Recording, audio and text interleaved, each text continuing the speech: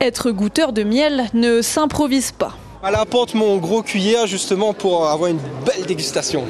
Certains gourmands comme Shakil optent pour les classiques, comme l'indémodable mielé de Bérose. Le goût du miel, on sait que c'est un miel qui est pur, un miel pays. Et après, l'odeur, on va dire que ça amène une petite saveur particulière à la dégustation. D'autres osent s'aventurer dans des miels plus gourmets. Et vous, l'avez-vous sur le bout de la langue? C'est floral. C'est floral, c'est... Il y a un arrière-goût, mais j'arrive pas à déterminer. Mais en tout cas, je pense qu'il y a de la fleur, il y a quelque chose qui... Non, de la verdure, je sais pas. C'est presque ça. Le corse blanc est un miel rare et pour cause. Le corse blanc, c'est un arbre endémique de la Réunion qui a la particularité de fleurir uniquement après un cyclone. Donc en début d'année dernière, on a eu Bellal qui est passé. Et du coup, un mois après, il a fleuri abondamment. Et les abeilles ont pu profiter de sa floraison. Mais après, nous, on va dire qu'on est opportunistes.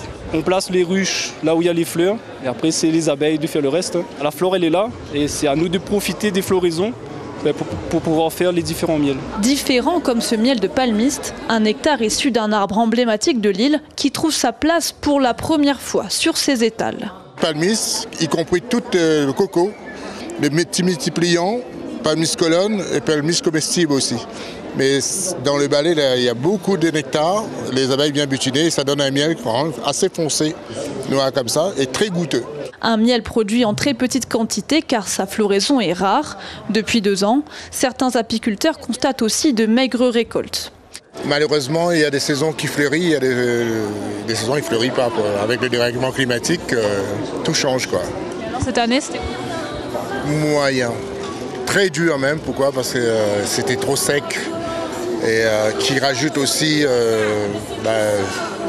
des parasites, des virus quand même, comme la loque américaine, le varroa, qui est sec. Bon, il n'y a pas de floraison, il n'y a pas de montée de nectar dans la fleur. Et ce qui rajoute tout ça, ces difficultés-là. Les Réunionnais consomment en moyenne 550 tonnes de miel par an, dont un tiers est produit localement.